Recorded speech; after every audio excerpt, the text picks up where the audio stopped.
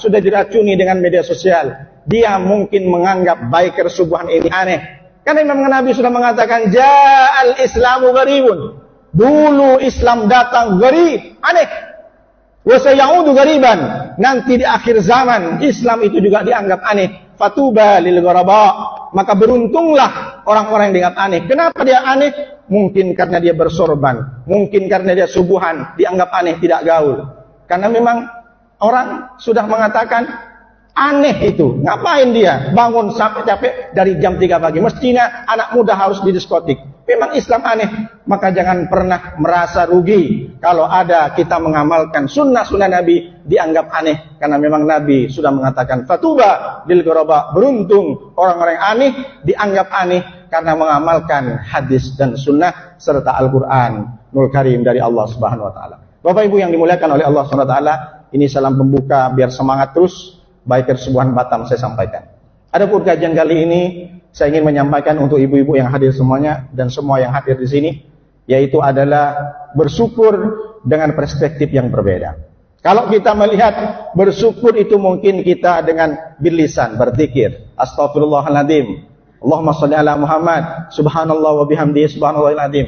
Bersyukur dengan bil af'al, dengan kegiatan menggerakkan badan ibadah, salat, puasa, lalu sedekah, menebarkan zakat, lalu kemudian berjuang di jalan Allah. Ini jelas dengan bil af'al. Tapi ada satu Nabi 14 abad yang lalu bersyukur dengan perspektif yang berbeda. Hadis ini ada dalam Sunan At-Tirmidzi, lalu kemudian datang dari sahabat Nabi Abi Sa'id Al-Khudri. Bagaimana hadisnya? Man la yaskurun nasah lam yaskurillah. Barang siapa yang tidak bersyukur kepada manusia. Apa maknanya bersyukur kepada manusia? Syakara yaskuru syukra. Berterima kasih. Barang siapa yang tidak pandai berterima kasih kepada manusia, lam yaskurillah, maka orang itu masih belum masuk kategori orang yang bersyukur kepada Allah. Mungkin selama ini kita tahu bersyukur, ya Allah, membacakan alhamdulillah, berdoa, iktikaf, ngaji Al-Quran, ngaji Yasin. Lalu kemudian kita berpuasa Senin Kamis atau puasa Daud, tapi ternyata ada satu hadis Nabi yang mungkin masih banyak orang tidak mengetahuinya, bahwa kalau engkau tidak pandai berterima kasih kepada manusia, maka engkau belum termasuk orang yang bersyukur, belum bersempurna syukurnya. Apa itu syukur? Syukur itu menampakkan nikmat, menampilkan nikmat. Lalu lawan antonim dari syukur namanya kufur. La in syakartum la azidannakum wala in kafartum inna adzabi lasyadid. Kalau ada orang tidak tahu terima kasih kepada orang lain, maka dia kufur. Jadi jangan dianggap kufur, kafir itu hanya orang non muslim saja.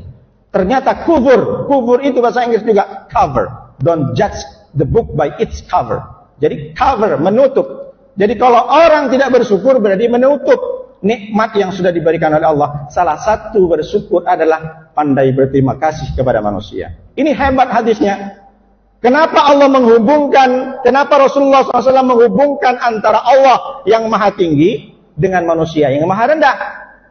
Karena ketika ada orang yang tidak bisa menunaikan ibadah kepada Allah, maka bisa dia bayarkan kepada manusia. Wa 'alal ladzina yutiqunahu fidyatun ta'amu miskin. Kemarin Ramadan, berapa banyak orang tua yang tidak bisa puasa? Maka ketika dia tidak mampu untuk berpuasa karena sakit atau karena tua, dia bayarkan diat, bayarkan denda kepada manusia. Tapi kalau hukum yang dilanggar ke manusia, tak bisa kita bayarkan kepada Allah. Ada orang misalkan dia musuhan dengan tetangganya, tidak menegur. Dia musuhan dengan teman sekantornya, lalu kemudian dia berdoa kepada Allah, ya Allah, maafkan dosa saya kepada tetangga. Tak bisa dibayarkan seperti itu. Maka dosa kita tidak teguran dengan orang, itu tak bisa kita sembuhkan dengan minta ampun kepada Allah. Istighfar kepada Allah tak bisa. Mestilah orang ini harus minta maaf kepada orangnya. Maka ketika kita hari ini mungkin tidak teguran, la yahallu li muslimin ayyahjura akhahu fawqa thalath layalin. Haram, tidak halal bagi seorang muslim ketika dia tidak menegur saudaranya lebih dari 3 hari. Hati-hati. Maka kalau ada orang yang seperti ini tidak minta maaf dengan kesalahannya kepada orang lain, dia belum tentu termasuk orang yang bersyukur kepada Allah. Makanya ketika Rasulullah SAW sebelum meninggal, beliau naik ke mimbar. Apa kata beliau? Dia khawatir ada orang yang tersakiti dengan tindakan beliau.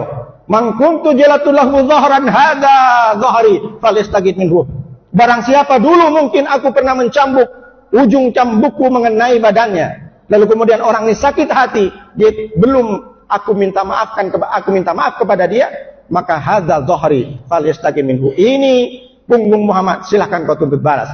Wa man kuntu satantulahu 'irdan hadza 'irdi falistagid minhu. Barang siapa dulu ketika aku berdakwah memberikan kajian, lalu kemudian ada orang tersinggung dengan perkataanku, hadza 'irdi falistagid minhu. Ini harga diri Muhammad, silahkan kau tuntut balas.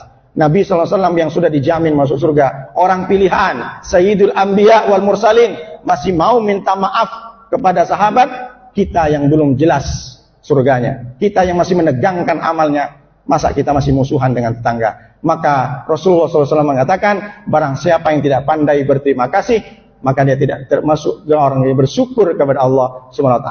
Lalu kalau ditanya, kepada siapa kita berterima kasih? An-nas. Siapa An-nas? Semua manusia. An-nas diambil dari kata nasia, lupa. Kenapa orang itu lupa? Karena begitu banyak manusia dulu waktu tidak punya mobil, sekarang sudah punya mobil, lupa dia. Dulu dia masih rakyat biasa, setelah jadi dewan lupa dia.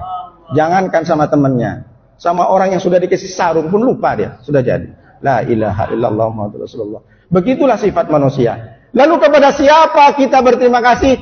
Kalau dijabarkan banyak sekali, kita mesti berterima kasih kepada orang yang sudah memberikan kebaikan kepada kita. Man shana ilaikum ma'rufa fakafiuhu fa illam tajidu ma tukafiunahu fad'u lahu.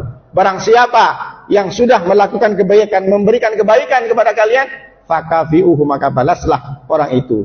Fa illam tajidu, kalau engkau tak bisa membalas sesuai sama dengan orang yang memberikan kebaikan itu, maka fad'u lahu, maka engkau hendaklah mendoakan mereka. Kalau kita dikasih kebaikan tapi ternyata kita tidak mampu memberikan kebaikan, balas sesuai dengan yang sudah diberikan dari orang itu, maka tentunya kita berdoa, kata Rasulullah SAW. Yang pertama, kita berterima kasih kepada orang tua kita.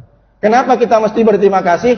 Tidak ada ceritanya manusia loncat dari alam ruh langsung ke dunia. Dia mesti nempel dulu di rahim. Wa qadha rabbuka alla ta'budu illa iyyah wa bil walidayni ihsana. Allah menyampaikan, aku putuskan, aku tetapkan sebuah hukum, alla ta'budu illa iyyah. Sesungguhnya engkau harus menyembah aku. Jangan sampai menyembah selain aku, kata Allah. Setelah engkau sudah selesai sholat, menyembah Allah, beribadah kepada Allah, wa bil walidayni ihsana, maka hendaklah kalian berbakti kepada orang tua. Allah menggunakan kata ihsan. Allah tidak menggunakan kata jazaa. Kalau jazaan misalkan Pak Kiai Dr. Zulkarnain ini memberikan 1 kilogram kurma kepada Nuruddin balas 1 kurma, itu namanya jazaa. Tapi ketika saya memberikan 1 kilogram kurma kepada Kiai Dr. Zulkarnain, kemudian beliau membalasnya lebih dari 1 kilo, misalkan 10 kilo, maka itu namanya ihsana. Apa maknanya? Seorang anak membalas kebaikan orang tua tidak mungkin bisa sama, tak akan bisa sama. Maka diperintah oleh Allah ihsana, unlimited, tidak terbatas membalasnya. Kapan? Ini kadang orang biasanya memberikan balasan kepada orang tua. Untuk membanggakan orang tua, dia tunggu tanggal 19 Juni. Happy Father's Day in the world. Hari ayah sedunia. Kok tahu Pak Ustaz? Bid'ah Pak Ustaz. Saya dengar dari anak-anak, itu murid saya karena ngajar. Kadang orang ini menunggu untuk berbakti kepada ibunya, dia harus menunggu tanggal 22 Desember, hari ibu. Sebenarnya setiap hari itu sudah hari bapak dan hari ibu.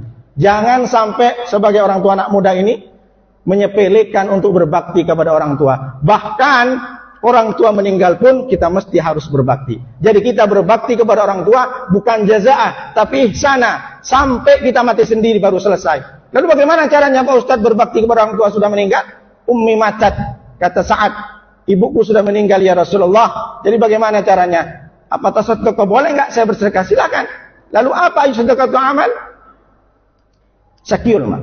Jadi kalau kita mau berbakti, membalas budi orang tua sampai kita sendiri meninggal. Kalau orang tua itu sudah meninggal, bagaimana caranya? Doakan, bacakan Fatihah, bacakan Yasin, sedekahkan untuk orang tua kita yang sudah meninggal. Kenapa? Karena orang tua itu adalah jalan kita menuju surga. Ridallah fi ridal walidain. Lalu yang kedua, singkat saja, takut tak cukup waktunya. Kepada siapa kita berterima kasih setelah orang tua? Posisi yang kedua kepada Rasulullah sallallahu alaihi wasallam. Kenapa kita berterima kasih kepada Nabi? Karena tanpa perantara beliau kita tidak mungkin bisa mengenal Allah. Wa ma kana li basarin ayyukallimahu Allahu illa wahyan aw min wara'i hijabin aw yursila rasul.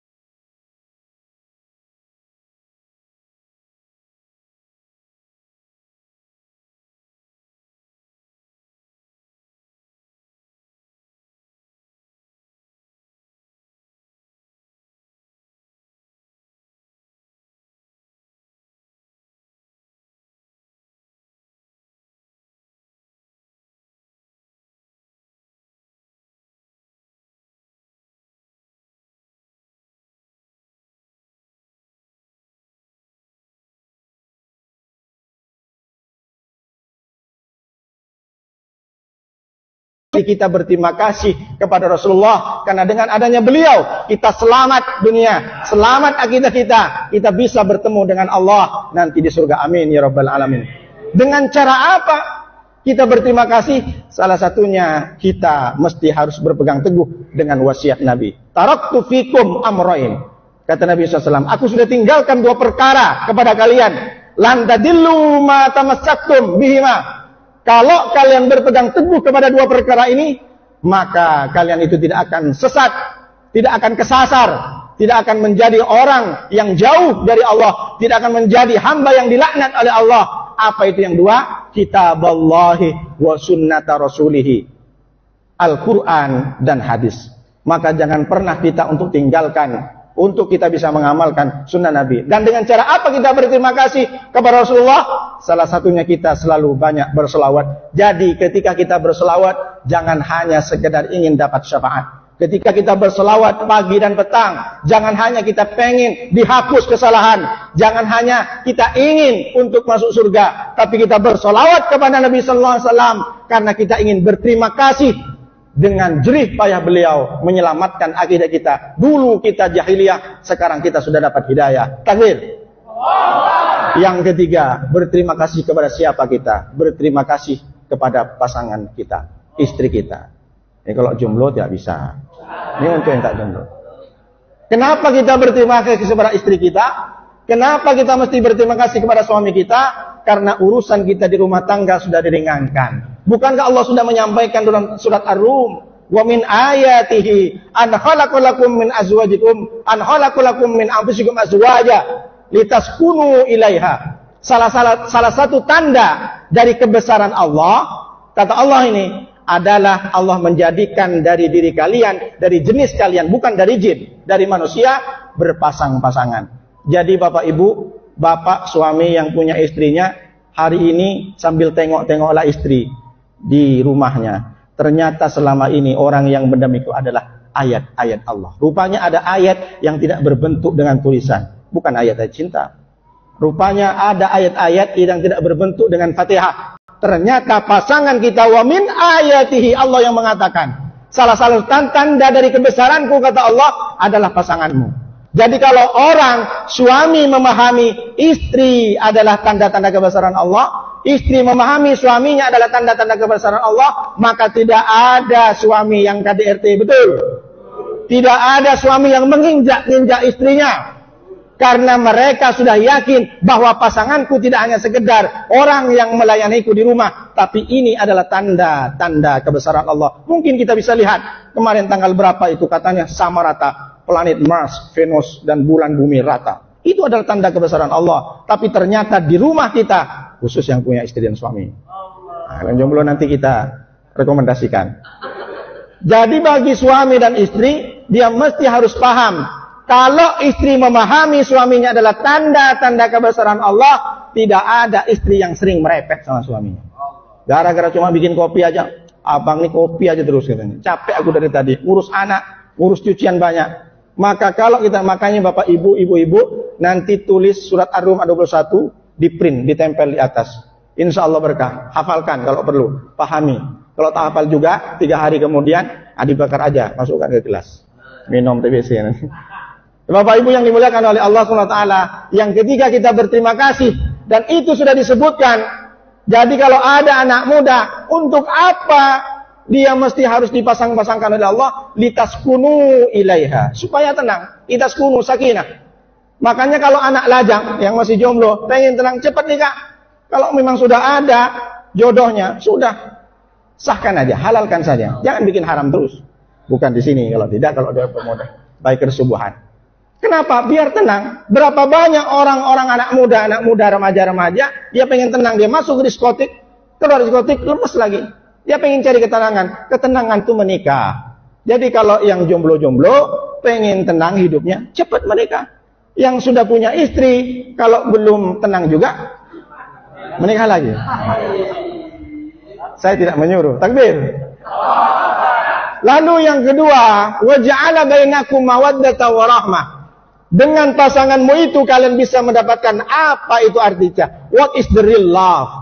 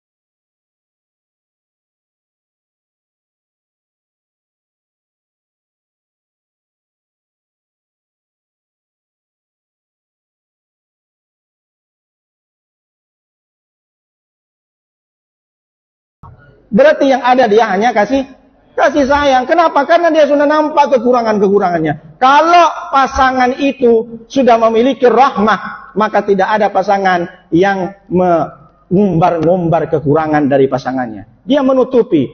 Jadi kalau cinta itu adalah melebihi, kalau rahmah menutupi kekurangan. Karena sudah nampak. Dulu perasaan kamu iya bang, kenapa? Dulu bagus sekali, tapi kau tengok kakinya udah mekar sekarang. Memang seperti itu. Makanya kenapa? Karena perempuan itu Bapak Ibu seperti bunga. Bunga itu bagaimana? Pada saatnya dia akan layu. Kalau bunga asli layu. Yang tak layu bunga plastik. Makanya ada suami yang tak pengen layu istrinya, dipasanglah dagu-dagu plastik. Maskara plastik. Pipi plastik. Alis plastik. Begitu ada orang bakar sampah, layu dia. La ilaha illallah Muhammad Rasulullah. Maka mesti kita harus berterima kasih kepada pasangan kita. Faman tazawwaja, kata Rasulullah, man tazawwaja faqad istakmala nisfal iman. Barang siapa yang menikah, dia sudah menyempurnakan imannya. Kalau bagi para jombloan ini belum menikah, imannya masih separuh. Kapan bisa menemukan separuh? Nanti ketika sudah menikah, dia akan bertemu dengan separuh imannya. Makanya salah, kata Dewan 19, engkau adalah separuh nafasku. Salah. Kalau separuh nafas, asma dia. Istri itu adalah separuh iman. Suami itu adalah separuh iman. Makanya ibu-ibu kalau pergi ke pasar jangan lama-lama. Takut suami bilang, adek, jangan lama-lama pergi ke pasar. Karena separuh imanku hilang. Nanti kalau adik lama-lama bagaimana aku cari nanti separuh iman yang lain. La ilaha illallah. Takbir. Semangat kalau yang masih single ini. La ilaha illallah Muhammad Rasulullah. Jadi kita berterima kasih kepada pasangan kita karena urusan rumah tangga sudah ada yang membantu. Tak mungkin kita kerjakan bagi orang yang masih belum punya istri atau perempuan yang belum punya suami, dia lakukan semua kegiatan di rumah tangganya, maka kita selalu berterima kasih. Cara berterima kasih kepada pasangan kita mesti harus lihat ayat surat Ar-Rum ayat 21, bahwa pastikan pasangan kita itu adalah tanda-tanda kebesaran Allah. Ketika kita muliakan pasangan kita, berarti sama halnya kita bersyukur kepada Allah SWT. Orang yang pandai berterima kasih adalah orang yang selalu memuliakan, yang selalu menspesialkan perempuan, terutama bagi laki-laki. Karena laki-laki, karena perempuan ini kata Rasulullah SAW, khuliqatil mar'atu min dila, perempuan itu diciptakan dari tulang rusuk. Kenapa tulang rusuk? Bagaimana perumpamannya? Dilanjutkan oleh Nabi, inna awajah syai'i min dila. Sesungguhnya tulang yang paling bengkok di tulang rusuk itu adalah a'lahu, yang paling atas. Fa in dahattahu tuqimahu kasartahu. Ketika engkau ingin meluruskan tulang yang bengkok itu, kasartahu, maka engkau pasti akan merusak, memecahkannya. Jadi bagaimana? Tapi wa in taraktahu lam yazal a'wajah. Tapi kalau engkau ingin meninggalkan, tetap dibiarkan bengkok, maka selamanya dia bengkok. Fastausu bin nisa, maka berikanlah wasiat, nasihat yang baik kepada perempuan. Perempuan itu bengkok. Perempuan itu dari tulang rusuk. Apa maknanya? Berapa banyak